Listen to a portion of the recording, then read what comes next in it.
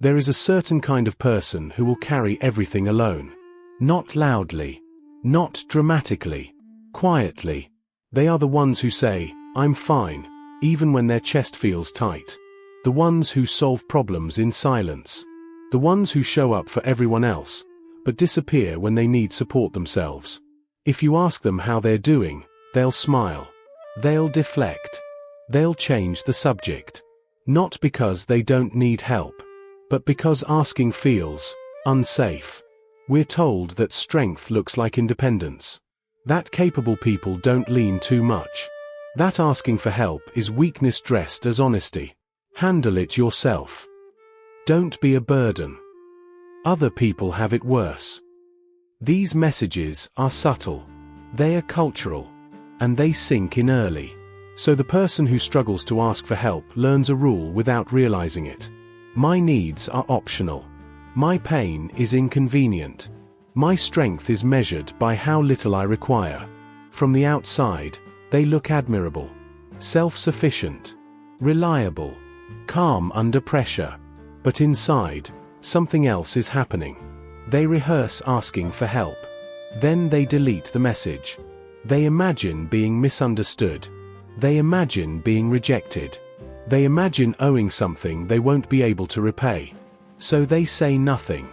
And over time, silence becomes a habit. Then a personality. Then an identity. I'm just someone who handles things on my own. But this isn't confidence. It's conditioning. Because no one is born believing they must suffer quietly. That belief is learned. And once learned, it shapes everything. Relationships. Boundaries. Self-worth. The struggle to ask for help isn't about pride. It isn't about stubbornness. It isn't about thinking you're better than others. It's about survival. A survival strategy that once made sense. And never got updated. For many people, this pattern starts early. Not with something dramatic. Not with one clear moment. But with repetition. You asked for comfort once. And were told to calm down. You needed support.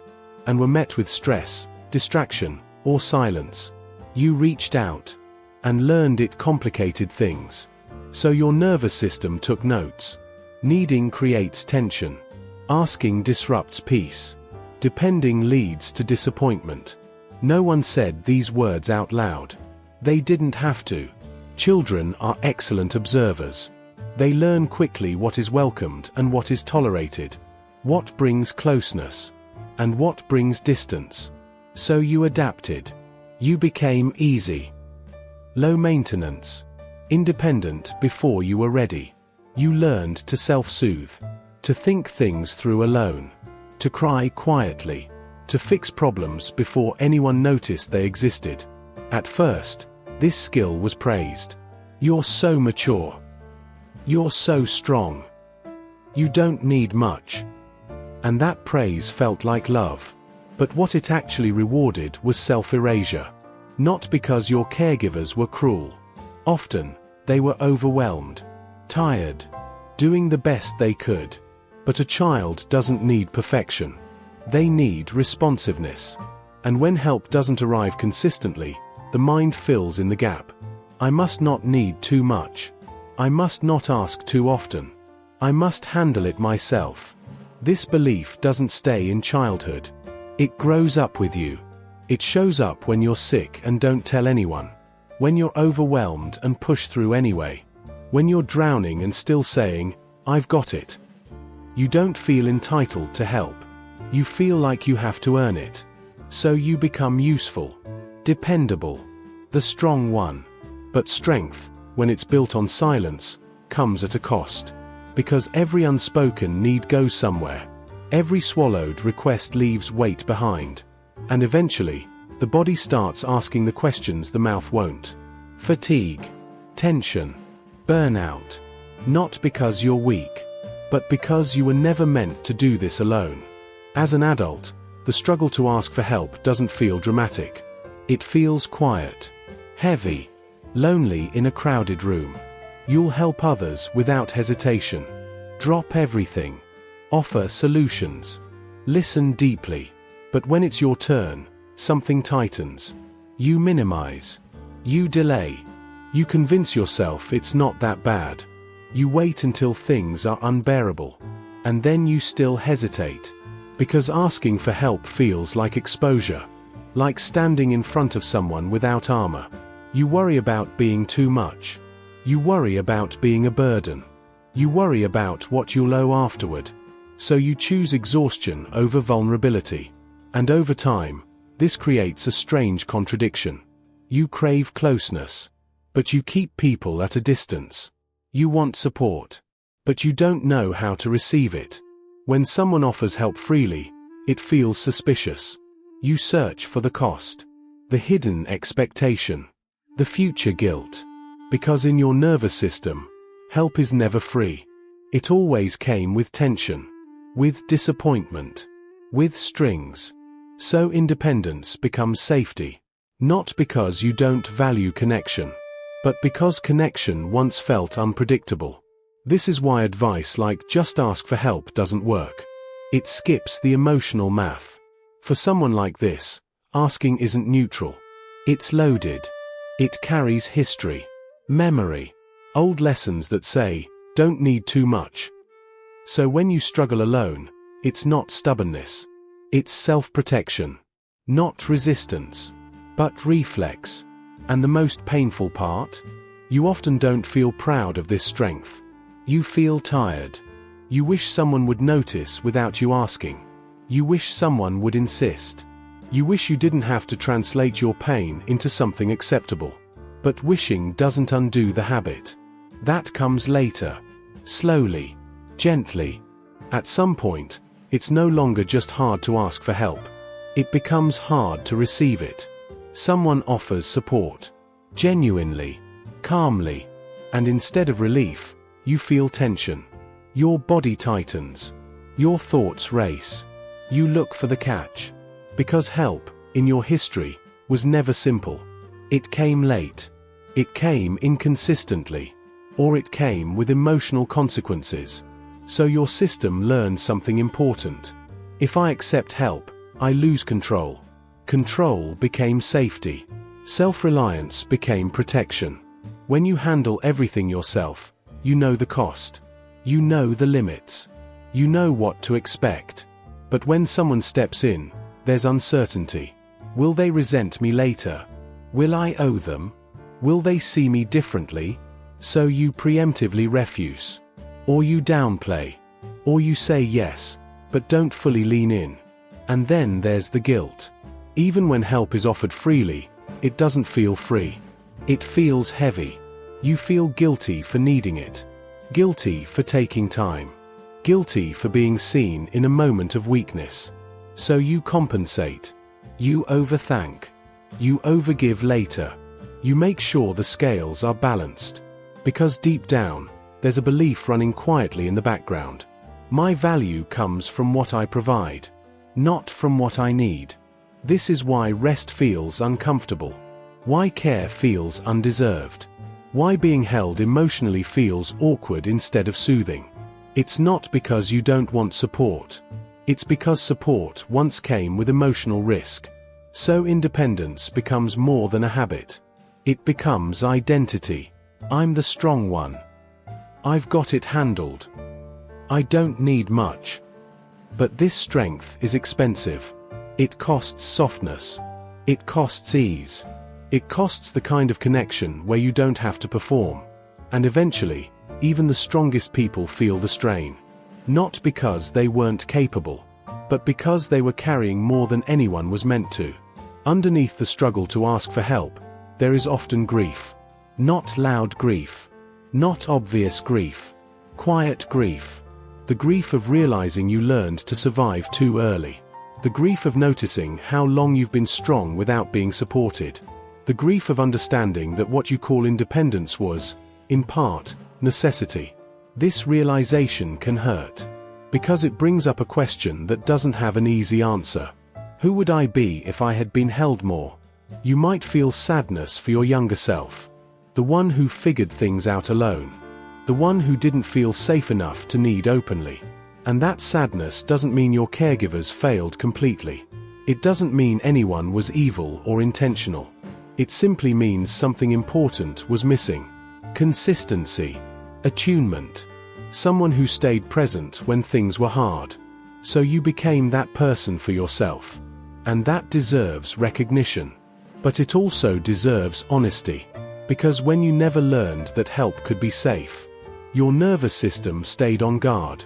You don't rest easily. You don't lean easily. You don't trust that someone will stay. And admitting this can feel disorienting. Because your strength has been your pride, your shield, your identity. Letting yourself feel the grief underneath it can feel like unraveling. But this grief isn't weakness. It's clarity. Not blame. But understanding. You weren't too much. You were just early. Early to grow up. Early to adapt. Early to carry weight that wasn't yours. And seeing this doesn't undo your strength. It softens it. It creates space for a new truth. That needing help doesn't erase who you are. It expands it. Learning to ask for help doesn't start with asking. It starts with noticing. Noticing how your body reacts when someone offers support. Noticing the urge to say "I'm fine" before you've checked whether you are. Noticing how quickly you minimize what you're carrying. This part is quiet. Unimpressive. Often invisible to everyone but you. Because for someone who has struggled to ask for help, change doesn't come through bold declarations. It comes through small internal shifts. At first, help still feels foreign. Awkward. Too intimate. When someone says, "I've got you," your mind scans for exits. Your chest tightens just a little. You feel exposed, even if nothing bad is happening. That reaction isn't failure. It's memory. Your nervous system remembers a time when help was unreliable. When leaning in meant being disappointed. When vulnerability didn't lead to comfort, but to confusion or shame. So of course it hesitates. Trust, for you, is not a belief. It's a sensation. And sensations change slowly. This is why relearning help doesn't happen all at once. It happens in fragments. You let someone help in a small way. They show up. They don't make it about themselves. They don't keep score. And something subtle happens. Not relief. Not safety. But surprise. Your body takes a note. That wasn't dangerous. Then you retreat again. Because that's familiar. Because safety, even when it's earned, can still feel unfamiliar. And that's okay. People who learn to survive early don't leap into dependence.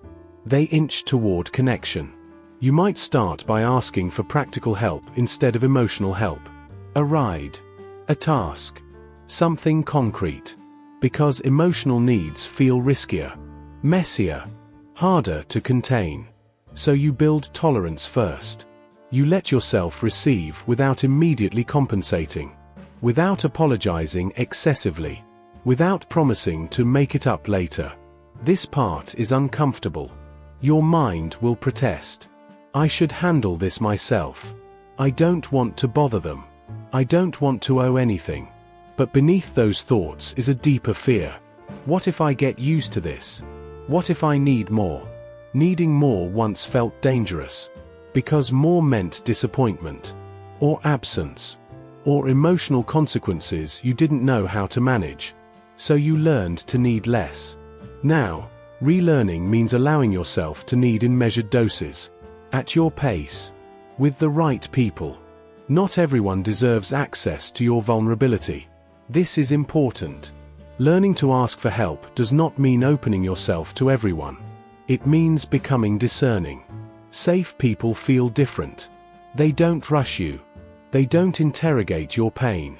They don't use your honesty as currency. They don't say, "Why didn't you ask sooner?" They say, "I'm glad you told me." They don't dramatize your struggle. They normalize it. Your body knows the difference, even if your mind doubts it. With safe people, help feels steady, predictable, uncharged. There's no emotional debt afterward. No subtle shift in power. No lingering shame. And at first, this can feel unsettling. Because chaos was familiar. Consistency was not. So your system might wait for the other shoe to drop. It might stay guarded even when nothing goes wrong. That doesn't mean you're broken. It means you're learning. Relearning trust is not about forcing yourself to be open. It's about letting yourself close slowly. You don't need to confess everything. You don't need to collapse. Sometimes asking for help looks like saying, "I'm having a hard week," and letting that sentence exist without explanation. Sometimes it looks like letting someone sit with you in silence. Not fixing. Not advising. Just staying. That alone can feel radical. Because for so long, staying was something you did for others, not something others did for you. As you practice this, something begins to soften. You notice that asking doesn't erase your competence. That needing doesn't make you fragile. That receiving doesn't mean you'll lose yourself. You're still capable, still strong, still independent. But now, that independence has edges. It has flexibility. It can bend without breaking. You start to understand something important. Needing help does not undo your resilience. It reveals where it came from. You became strong because you had to. Now, you're learning you don't always have to. And this shift is not dramatic. It won't look like a transformation montage. It will look like pauses. Pauses before saying, "I'm fine." Pauses before refusing support. Pauses where you check in with yourself instead of defaulting to habit. In those pauses, choice appears. And choice is where healing lives. You may still struggle. You may still pull back sometimes. You may still prefer handling things alone more often than not. That doesn't mean you've failed. It means you're integrating something new without abandoning what once kept you safe. You're not trying to become someone who needs constantly. You're becoming someone who allows need when it's real. That balance matters. Because the goal is not dependence. And it's not isolation. It's connection without collapse. Strength without solitude. Support without fear. And slowly, very slowly, your body learns a new truth. Help does not always disappear. Help does not always cost you. Help does not always hurt. Sometimes, help is just presence. And sometimes, presence is enough. There comes a moment when the struggle to ask for help begins to change. Not because it disappears, but because you understand it. You stop seeing it as a flaw. You stop fighting it. You stop trying to rip it out of yourself. Instead, you recognize it for what it was. A strategy. One that kept you functioning. One that helped you endure. One that made sense when you had no other options. That recognition matters. Because when you shame a survival strategy, it tightens. But when you understand it, it loosens. You no longer say, "Why am I like this?" You say, "Of course I learned this." And in that shift, something softens. You begin to notice that strength doesn't have just one shape. It doesn't always look like endurance, or self-control, or handling everything quietly. Sometimes strength looks like pause, like letting yourself be seen mid-sentence, like admitting you don't know what you need yet. This kind of strength is quieter, less impressive, and far more honest. You may still feel the urge to retreat when things get hard. That impulse might never fully disappear. But now, you recognize it as an impulse, not a command. You can thank it, and then decide. Because the goal was never to erase independence. It was to free it from fear. You are allowed to need and still be capable. You are allowed to ask and still be strong. You are allowed to rest without justifying it. This permission does not come from others. It comes from inside. It comes from finally believing that your worth was never tied to how little you required. And this belief doesn't arrive all at once. It arrives in moments. Moments where you don't explain yourself. Moments where you accept care without apology. Moments where you let someone show up and don't rush to prove you're okay. These moments accumulate. They don't erase the past. They rewrite your relationship with it. You may notice grief resurfacing as you soften. Grief for how long you went without support. Grief for the version of you that carried too much, too early. Let it be there. That grief is not a setback. It's evidence of safety. Because grief only appears when the nervous system finally has room to feel. And alongside grief, something else grows. Trust. Not blind trust. Not naive trust. Grounded trust. The kind that knows not everyone is safe. But some people are. The kind that chooses carefully. And stays open selectively. This is how you break the pattern without breaking yourself. You don't swing from isolation to dependence. You create something in between. A life where help is an option. Not a threat. Not a debt. Just a resource. A life where connection doesn't cost you your autonomy. And autonomy doesn't cost you connection. This integration is subtle. But it's profound. Because it allows you to be whole. Not the strong one who never needs. Not the vulnerable one who collapses. But a human being. One who can stand. And lean. And choose when to do either. If you are someone who struggles to ask for help, there is nothing wrong with you. There never was. You adapted to what you were given. You survived in the way that worked. And now, you're allowed to update the strategy. At your pace. In your language. With people who feel safe enough to stay. You don't owe the world your suffering in silence. You don't have to earn care through exhaustion. You are allowed to be supported. Not because you've reached a breaking point. Not because you've proven your strength. But because you are human. And that has always been enough.